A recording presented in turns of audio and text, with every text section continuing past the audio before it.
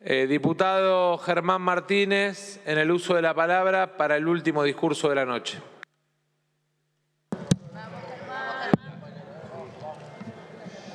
Gracias, presidente.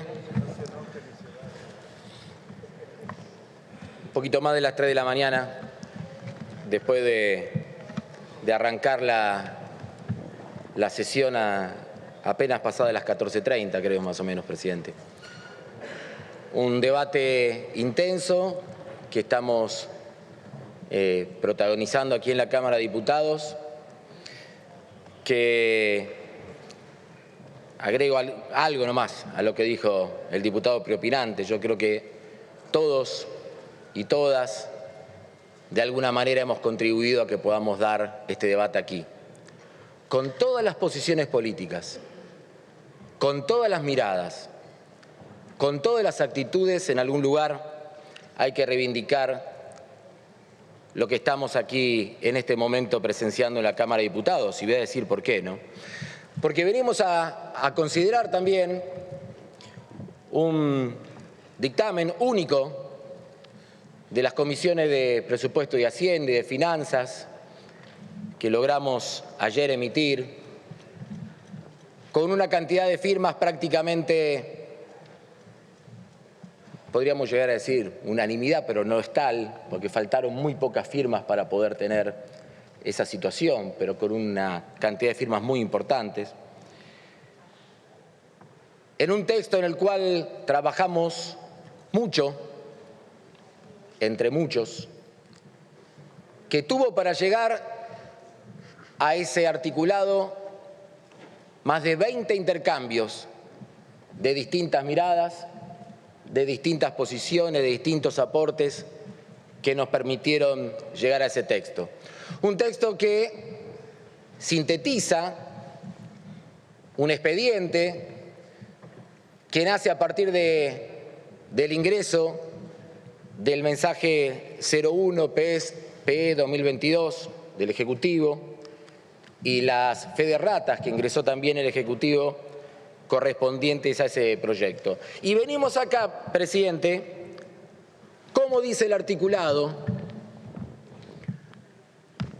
en el marco de lo que nos indica la Constitución Nacional, en el artículo 7, Constitución Nacional que estaba vigente, ese mismo artículo, en el año 2018, y que no hicimos lugar a que eso se pueda tratar aquí. Y una ley 27.612, que realmente yo lo considero valioso. Yo creo que en algún lugar hoy no hemos reivindicado, algún diputado inclusive habló de una especie de trampa en la cual supuestamente nosotros, el oficialismo, caímos en función de tener esa ley, que es la ley de sostenibilidad de la deuda. Después voy a volver a esa ley, que tiene un artículo segundo, que es que justamente dispara, genera esta posibilidad de que estemos dando este debate en el Congreso argentino.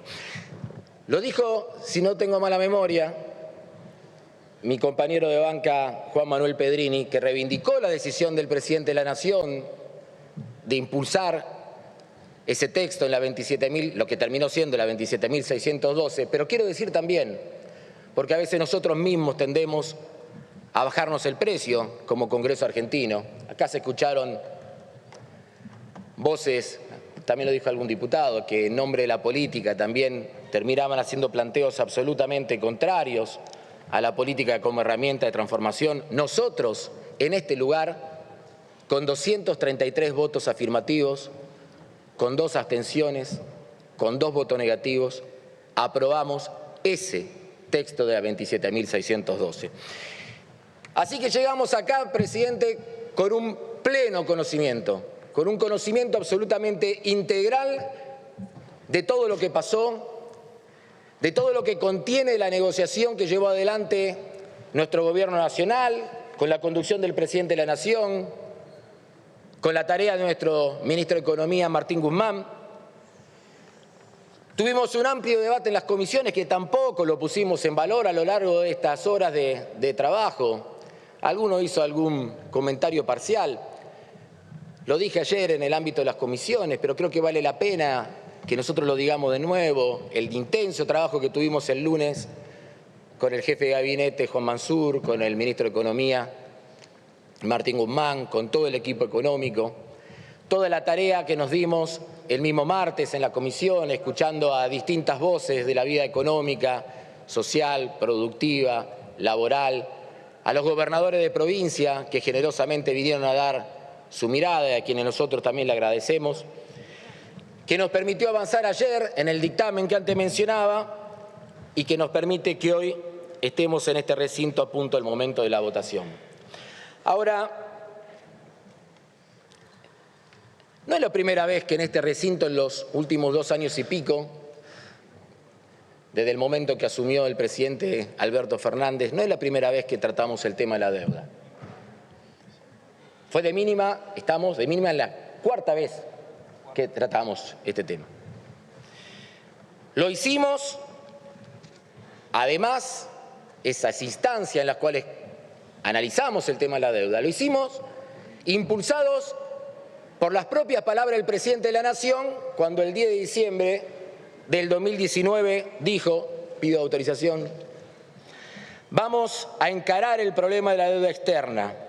No hay pagos de deuda que se puedan sostener si el país no crece. Tan simple como esto. Para poder pagar hay que crecer primero. Buscaremos una relación constructiva y cooperativa con el Fondo Monetario Internacional y con nuestros acreedores. El país tiene la voluntad de pagar, pero carece de capacidad para hacerlo. Seriedad en el análisis, responsabilidad en los compromisos, principalmente para que los débiles dejen de padecer. Bajo estas premisas, asumiremos toda la negociación de nuestra deuda. Y la primera ley que nosotros tratamos en diciembre del 2019, se acordarán, la Ley de Solidaridad Social y Reactivación Productiva, terminó siendo la 27.541, allí ya hablaba de la negociación de la deuda. Y seguimos avanzando y ya estábamos en pandemia y en el medio de la pandemia se generó un proceso que yo reivindico de reestructuración de la deuda privada, tanto en pesos como en dólares, llevada adelante por nuestro ministro de Economía y que terminó transformándose en la Ley 27.556 de agosto del 2020. Allí hubo algo que también lo quiero decir, presidente, porque nosotros, con la intención de que podamos reconstruir un mercado de bonos en pesos, lo que hicimos fue darle también en esa negociación una situación de absoluta paridad respecto a la negociación en dólares. Y eso lo quiero plantear porque no fue la tradición de las negociaciones en la Argentina.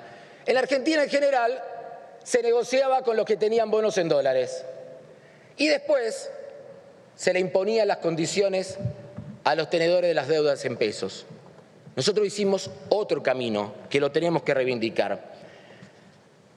Y en marzo del 2021 llegamos a la 27.612 que antes mencionaba y hoy, 4ª instancia, donde estamos discutiendo del tema de la deuda aquí en el Congreso argentino. Ahora, parecen que algunas discusiones que estamos dando se dan sin contexto, como que estuviéramos en una especie de burbuja, sin coordenadas de tiempo, de espacio.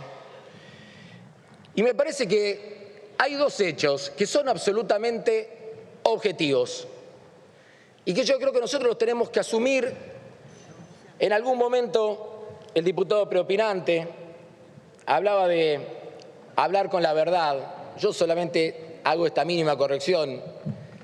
Como siempre decimos nosotros, y ustedes saben impulsados por quién, venimos a hablar aquí con nuestra verdad relativa. No creemos que esto sea una verdad revelada, ni tampoco que sea una verdad con la capacidad de instalarle a otro, de imponerle a otro. Pero hay 2 hechos objetivos. No podemos obviar de la historia económica en la Argentina la decisión de cancelar la deuda con el Fondo Monetario Internacional entre diciembre del 2005 y la materialización concreta en enero del 2006. Allí llegamos a $0. de deuda con el Fondo Monetario Internacional. Y hubo otro momento, que cada uno podrá tener su valoración, yo tengo la mía, seguramente otros tendrán otra, que fue la decisión que tomó la administración anterior, con el presidente Macri a la cabeza, de que efectivamente pueda avanzarse en una nueva instancia de endeudamiento con el Fondo Monetario Internacional. Y también quiero decir eso, porque se dijo con cierta, yo creo, me parece que no es correcto que nosotros digamos que la deuda es la consecuencia del déficit o es hija del déficit. Esta deuda, la deuda con el Fondo Monetario Internacional, es hija de una profunda crisis en la balanza de pagos. Y esa crisis en la balanza de pagos se da cuando vos tenés mucho más que demandan dólares de los dólares que tenés para ofrecer. Y eso es así. Yo sé que era difícil de conseguir, pero invito a todos los diputados que están acá, especialmente al interbloque opositor, que lean los fundamentos de la carta de intención de los dos stand-by del año 2018. Porque fueron dos stand-by, uno en junio y uno en octubre. Ahora, entre mayo del 2018 y octubre de ese mismo año, no es que no pasó nada en la Argentina, porque además de los dos stand-by, el dólar se fue de 22 pesos a 37. O sea, que el proceso de negociación de esos dos stand-by, resultado de una profunda crisis en la balanza de pago de la administración del presidente Mauricio Macri, vino acompañada con una devaluación que orillaba el 70%. En síntesis, entre el mes de mayo y el mes de octubre, todos aquellos argentinos, principalmente los vinculados a la vida en pesos y más los de salarios fijos o los de ingresos fijos, vieron perjudicada su situación de vida a partir de esta devaluación. Y me parece que es importante que nosotros tengamos en cuenta todo esto que estamos diciendo. Y por eso valoro que hoy estemos aquí con toda la documentación sobre la mesa, que hayamos podido leer todos los documentos. Porque es la mejor manera, reivindicando el camino que recorrimos del 10 de diciembre del 2019, teniendo en claro qué es lo que pasó anteriormente, insisto, con nuestras verdades relativas, que algunos serán más críticos, otros menos críticos, creo que queda claro la posición que nosotros tenemos al respecto. Yo creo que hay que valorar fuertemente el acuerdo de facilidades extendidas que ha negociado nuestro gobierno con el Fondo Monetario Internacional. Quiero decir que en algún lugar, yo no sé si vamos a poder, pero hicimos tanto esfuerzo de consenso que nosotros no podamos dejar en claro que el acuerdo entre Argentina y el Fondo Monetario Internacional está cerrado a nivel de staff y que no podamos dejarlo en claro eso en el texto, ni siquiera modificando un verbo, sino sacando dos palabras, me parece que realmente podríamos hacer un esfuercito más. Pero no quiero romper en lo más mínimo el clima ni generar ninguna zozobra alrededor del texto. Ahora, digamos esto también. Estamos... ¿Perdón? No pasa nada, pensé que me decía algo. Yo creo que el contenido del acuerdo es un contenido que no solamente, como se dice, como decimos siempre, es el mejor acuerdo posible en una situación que describieron muy bien muchos compañeros de mi bancada, de difícil situación económica general, pero que nosotros logramos algo fundamental que tampoco se valora, inclusive nos confundimos las fechas. La ventana de tiempo no es hasta el 2024, es hasta el 2026. Y eso lo tenemos que decir con claridad. No soy de los que cree que los ejemplos de la vida cotidiana sean siempre ilustrativos de las cosas que pasan en la macroeconomía. Pero cuento algo personal, presidente. Mis viejos nunca tuvieron casa propia. Nosotros siempre alquilamos. Yo me mudé 7 veces por problemas en garpar alquileres. Y en un momento, un garante de mi familia, de Bellavista Corrientes, perdió una casa por la ejecución de una garantía. Yo tenía 16 años, mi hermana 21, yo no había terminado mi secundaria, íbamos juntos a negociar con los abogados en ese momento. ¿Saben lo que hubiera dado para que me den 4 años y medio, aunque tenga que ir cada 3 meses a rendir cuenta de cómo estaba la situación económica? Me parece que nosotros todavía no terminamos de entender la importancia que tiene el plazo de gracia, el tiempo de gracia en una negociación de esta característica. ¿Y por qué yo creo que no lo terminamos de entender? O mejor dicho, menospreciamos su valor, su importancia. Porque en realidad ahí está lo distintivo de este acuerdo de facilidades extendidas. Lo distintivo es que tenemos un tiempo que nos puede permitir consolidar e incrementar un proceso de recuperación económica que viene consolidándose en la Argentina y que en la medida que nosotros podamos sostener ese camino, nos va a permitir estar en mejores condiciones dentro de 4 años y medio para poder empezar a afrontar los pagos. Y lo vamos a hacer, porque así dice el acuerdo de facilidades extendidas, sin ajuste, con un crecimiento moderado en el gasto, pero crecimiento al fin. ¿Perdón? No, yo tengo... ¿Qué, el tiempo me decís? Tengo un poquito más, che. No, habla tranquilo. Hablaron 45, no, es más. Largamente te sobra tiempo. No fue el decreto 222, pero me autolimité también.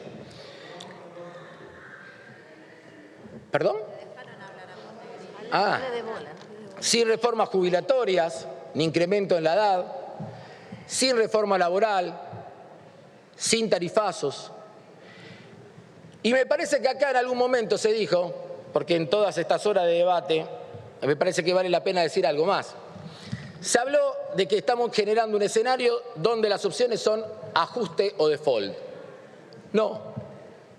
El escenario que estamos tratando de generar es de crecimiento económico, de generación de empleo, de reducción de las desigualdades, de promoción de las importaciones, de desarrollo industrial, para que cuando tengamos que empezar a pagar estemos en una situación más positiva. Ahora,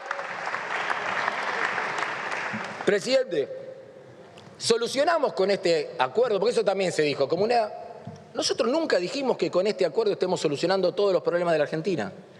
Jamás lo hemos planteado así.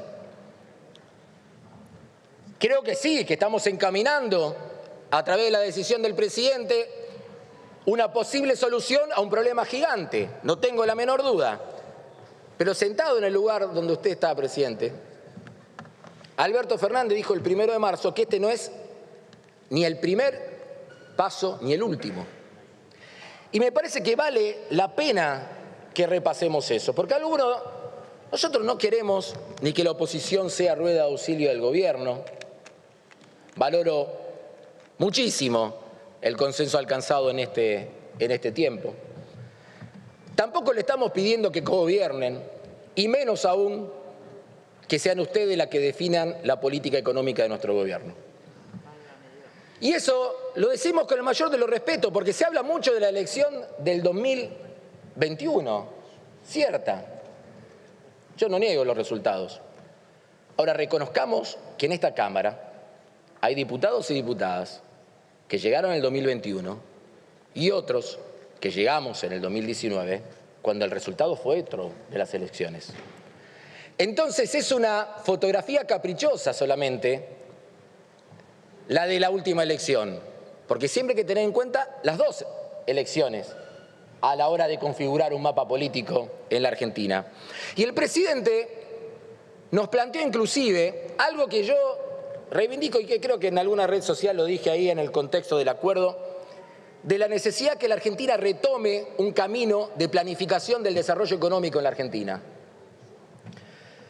Y me parece que eso es importante porque no es casual que este acuerdo de facilidades extendidas no tenga consecuencias negativas en el gasto de capital, en la inversión en infraestructura, que no tenga consecuencias en una ley que también votó este Congreso, que lo explicó muy bien la diputada Mara Brauer, que es la Ley de Financiamiento de la Ciencia y de la Técnica, aprobada con una enorme mayoría en este Congreso. Y esa agenda es la que nos permite a nosotros, por ejemplo, lo dice también el Acuerdo de Facilidades Extendidas, que podamos pensar, en la medida que podamos avanzar con la dinámica parlamentaria de este año, en una ley de electromovilidad, en una ley de inversiones en el sector de automotriz, en una ley que antes hablábamos con el diputado Brullaile, la de agrobioindustrial, la ley vinculada al desarrollo de proveedores y al compre argentino, una ley que usted impulsó, presidente, junto con el diputado Ritondo, que tiene que ver con las inversiones en el sector de la construcción. Miren si no hay agenda. Y agrego algo más. Es una agenda que también nos tiene que permitir a nosotros abordar aquellos temas que todavía tenemos, inclusive en estado de debate, y que tenemos que profundizar ese debate. Se dijo en este recinto, nosotros no podemos dejar de tener una mirada sobre todos aquellos argentinos y argentinas que hoy no tienen una red de protección estable. Llámenle como quieran. Ingreso universal, salario mínimo, no sé cuál es el nombre, pero por favor no nos privemos de dar un debate al respecto.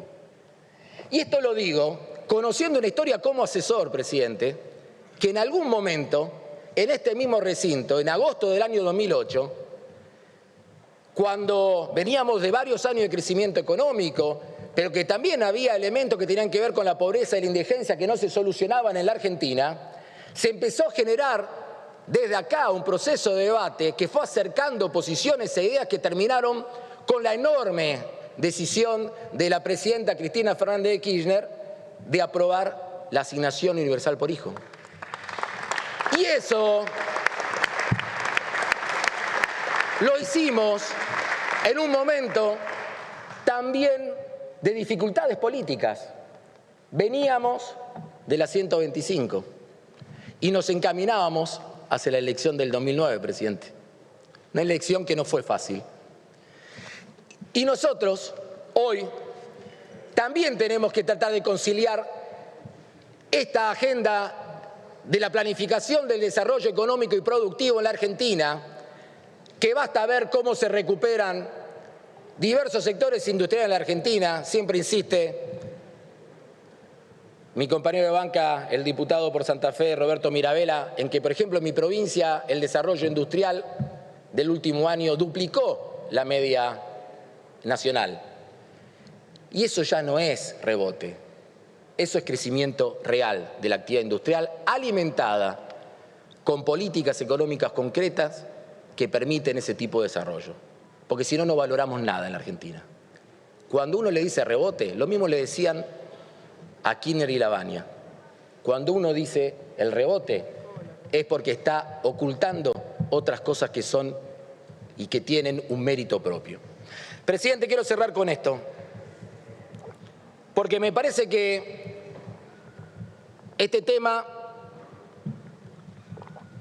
a todos los espacios políticos que tenemos representación en esta Cámara es un debate que nos ha tensionado, que nos ha atravesado, que me atrevo a decir inclusive que si hubiera existido y hubiéramos conseguido quórum en aquella sesión del 2018, aquella sesión especial donde no conseguimos quórum, para pedirle al Ejecutivo que mande el stand-by aquí al Congreso, si hubiera existido esa instancia también en aquel momento, el oficialismo hubiera tenido sus tensiones. Y me parece que más allá de oficialismo y oposición, también nosotros nos tenemos que ir, no sé si acostumbrando, pero sí metabolizando la idea de que la Argentina ya se viene encaminando hace un tiempo a un esquema de grandes coaliciones oficialistas y coaliciones opositoras. Las coaliciones no se generan entre los que pensamos exactamente igual, se generan entre los que pensamos parecido. Desde esos núcleos mínimos de coincidencia, presidente, nosotros dos podemos interactuar sabiendo que no siempre tenemos la misma mirada. Y eso puede pasar con cualquier compañero o compañera, no solamente de nuestro bloque, sino con cualquier diputado y diputada que integre la coalición que le toque integrar. ¿Quiénes somos nosotros, como pasó en muchos momentos durante este debate, para acusar a alguien o apuntar con el dedo? ¿Quiénes somos?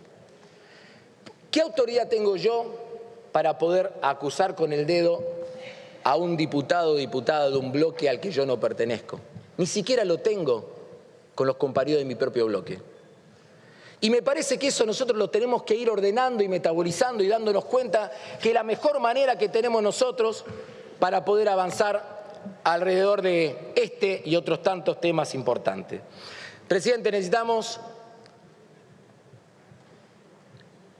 el enorme trabajo de todos y de todas para que nosotros podamos poner de pie a la Argentina.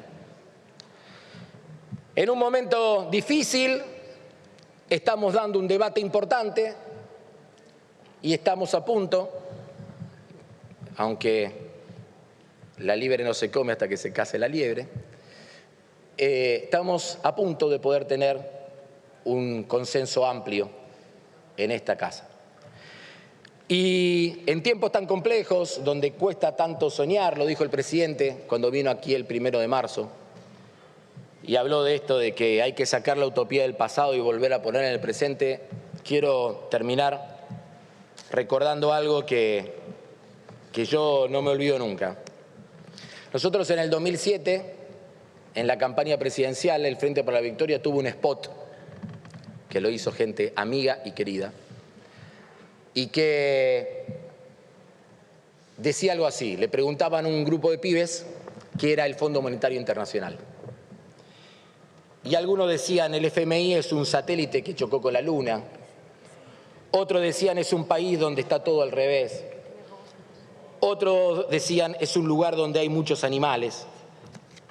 Y ese spot terminaba diciendo, presidente, trabajamos para que tus hijos y los hijos de tus hijos no sepan qué es el Fondo Monetario Internacional. Miren, yo tengo 2 hijos, uno de 5 y uno de 9. Termino, Mario. Y seguramente el de 9 ya no podré, pero les propongo que sigamos trabajando todos juntos, no sé si para nuestros hijos, pero que para los hijos de nuestros hijos no sepan nuevamente qué es el Fondo Monetario Internacional. Gracias, presidente. Gracias, diputado Martínez.